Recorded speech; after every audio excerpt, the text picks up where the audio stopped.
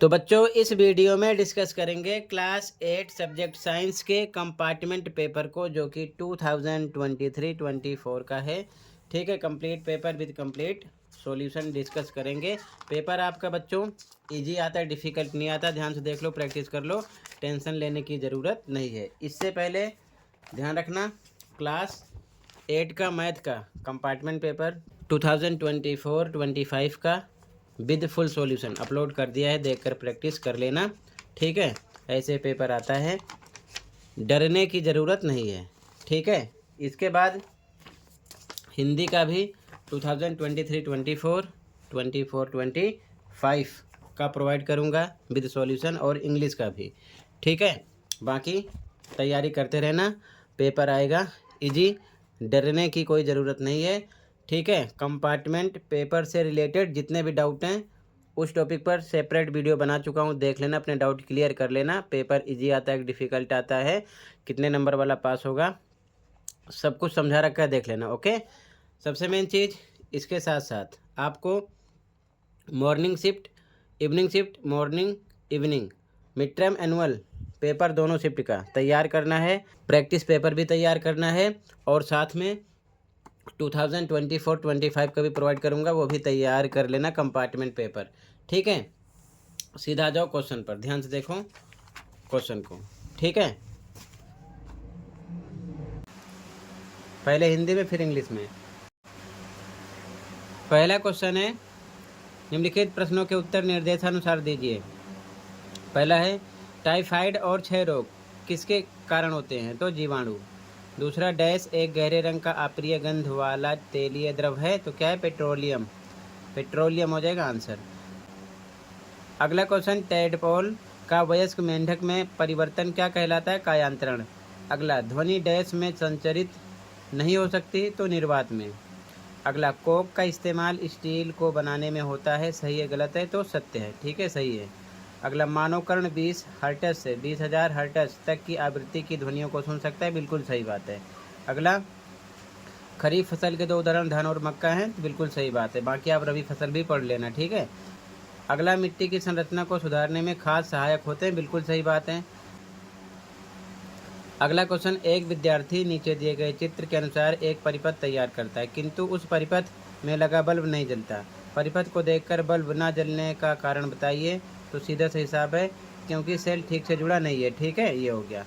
दृष्टिबाधित के लिए था, विद्युत धारा के किस प्रभाव के द्वारा विद्युत बल्ब दीप्त होता है? तो विद्युत धारा का तापीय प्रभाव, ये आंसर हो जाएगा। ठीक है, इसका यहाँ तक क्लियर है। इंग्लिश में देखो ध्यान से। अब इसके बाद में, अब इंग्लिश मीडियम में देख लो आंसर। फर्स्ट में था बैक्टीरिया, सेकेंड में पेट्रोलियम। ठीक है, थर्ड का आंसर हो गया, फोर्थ का आंसर, फिफ्थ में ट्रू, सिक्स में ट्रू, सेवन में ट्रू, एट में ट्रू। ठीक है, नाइन में cells are not properly connected, ये आंसर लिखना था। और विजुअली इम्पेयर्ड स्टूडेंट के लिए था heating effect of electric current, ये लिखना था। ठीक है, यहाँ तक क्लियर है। आगे देखो, कहीं पर कोई डाउट होगा बताना। ठीक है, ध्यान से देखते चलो। अगला क्वेश्चन है, ध्यान से देखो।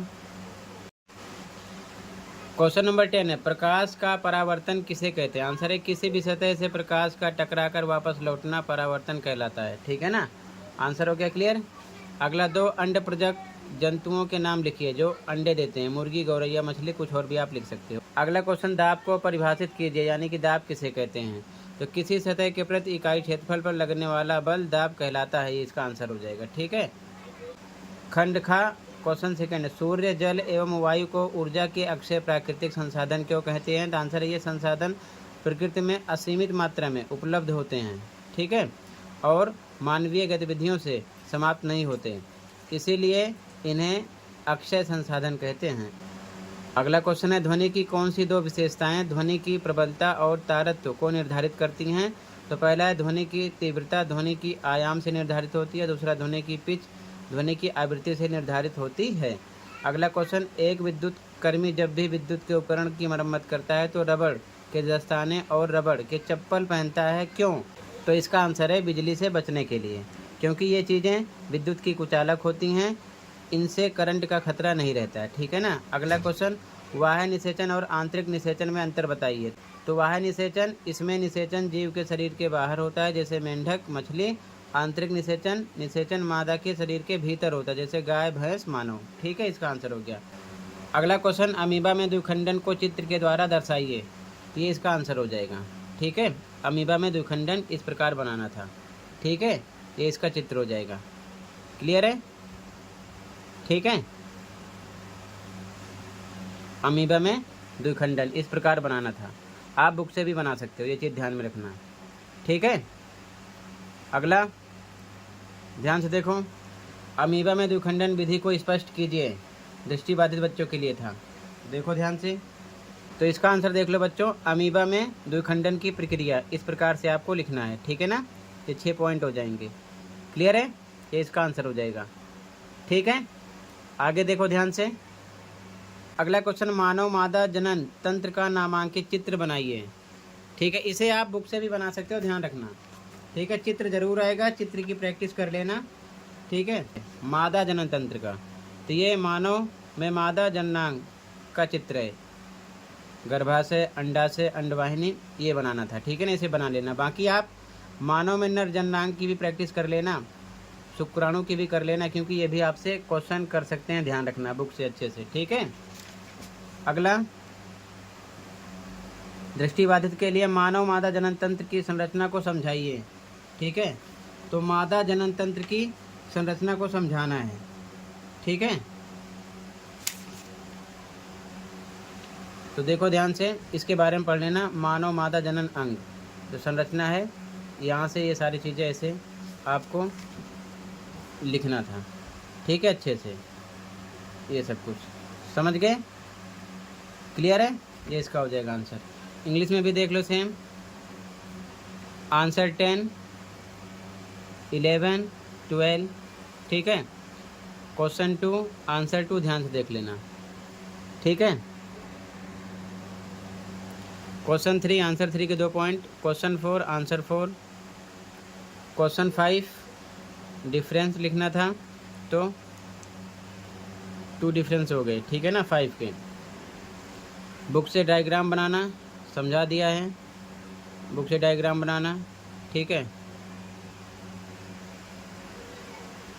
इसका आंसर है ये। ठीक है, बाकी आप ये बुक से अच्छे से और बड़ा करके लिखना। ठीक है, डायग्राम के साथ में लिखा है ये, ध्यान रखना। ठीक है ना, आगे देखो ध्यान से। अगला क्वेश्चन, क्वेश्चन 7, किसी वस्तु पर बल लगाने पर होने वाले कोई 2 परिवर्तन लिखिए। तो आकार बदलेगा, गति में बदलाव होगा। ठीक है, अथवा वाला, संपर्क में रखी हुई किन्हीं 2 वस्तुओं के बीच किस प्रकार का बल लगता है? इस बल के द्वारा वस्तु की स्थिति में क्या क्या परिवर्तन हो सकते हैं?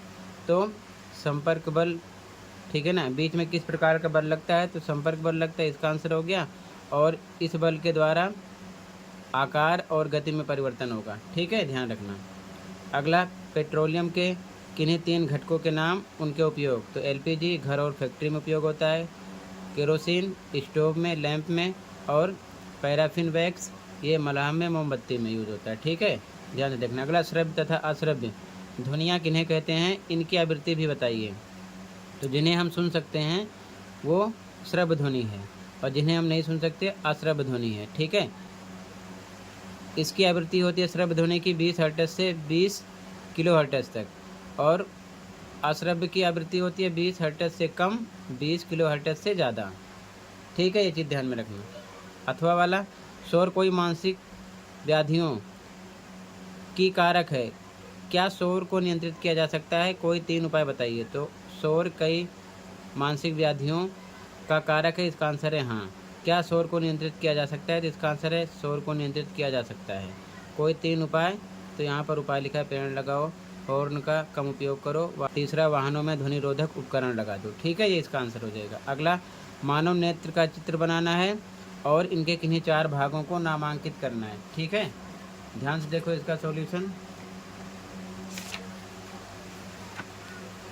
आपसे ध्यान रखना, कान के बारे में, कान का भी चित्र पूछ सकते हैं, इसकी प्रैक्टिस कर लेना।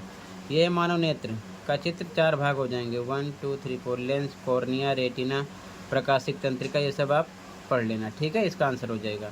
और उसके बाद में अथवा वाला क्वेश्चन है, दृष्टिबाधित के लिए मानव नेत्र की संरचना का वर्णन कीजिए। तो वर्णन के लिए आपको इसके बारे में लिखना है, ठीक है।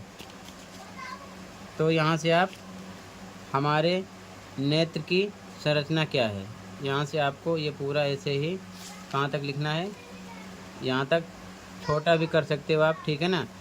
तो इसी में से आपको पढ़कर लिखना है, चीज़ ध्यान में रखना। क्लियर है? आगे देखो अगला क्वेश्चन, असंपर्क बल किसे कहते हैं? किन्हीं दो असंपर्क बल को उदाहरण सहित लिखिए। तो वे बल जो किसी वस्तु पर बिना संपर्क में आए लगाया जाता है असंपर्क बल कहलाता है, ठीक है। और पहला चुंबकीय बल, दूसरा है गुरुत्वाकर्षण बल, ठीक है ना। उदाहरण बुक से देख लेना, लिखा नहीं है मैंने। क्वेश्चन ए है, कंधे पर लटकाने वाले थैलों में बारीक पट्टी के बजाय चौड़ी पट्टी क्यों लगाई जाती है? तो आंसर है ताकि कंधों पर संपर्क क्षेत्र बढ़ जाए और दबाव कम हो जाए। अगला क्वेश्चन भी है, घर्षण बल की दिशा क्या होती है? तो हमेशा गति की दिशा के विपरीत होती है, ठीक है।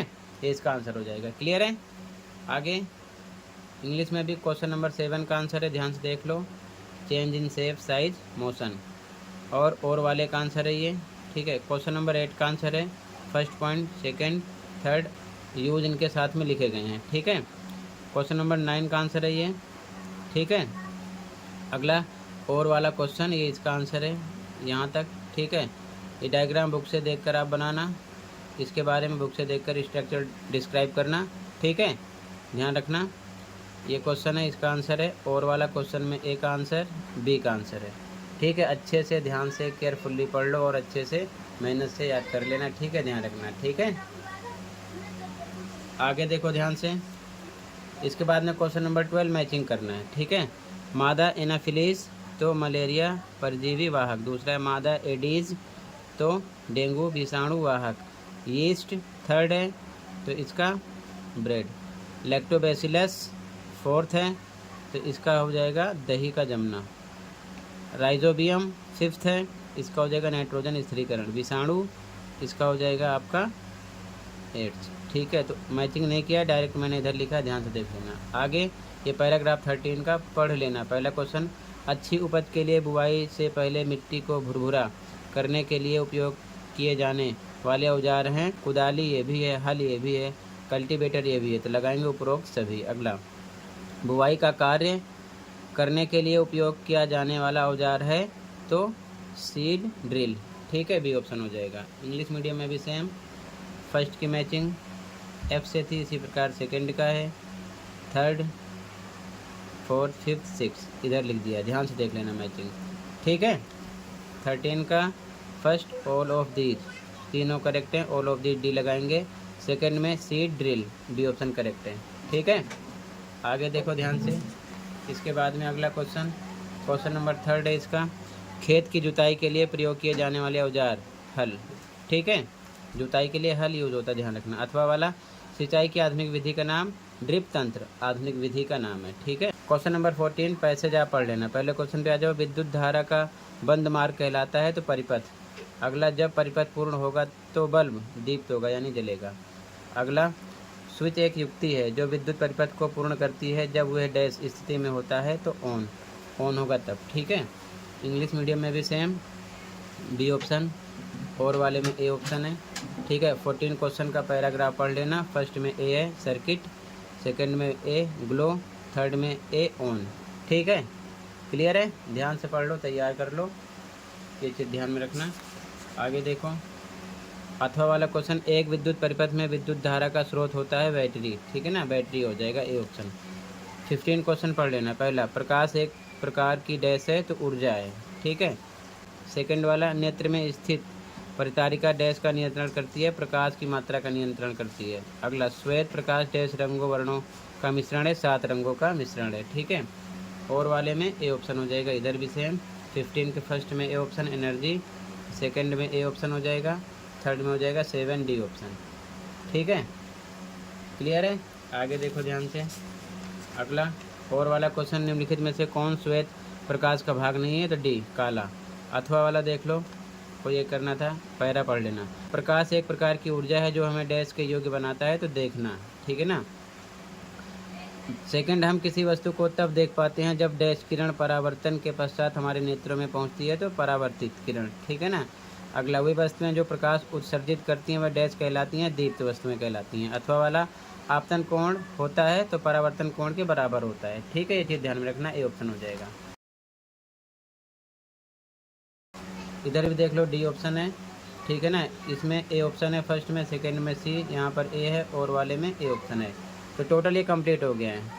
ठीक है, एक बार फिर से देख लो कंप्लीट पेपर ध्यान से, ठीक है, ताकि किसी प्रकार की दिक्कत ना हो, अच्छे से आप तैयार कर सको। ध्यान से देखते चलो, ठीक है।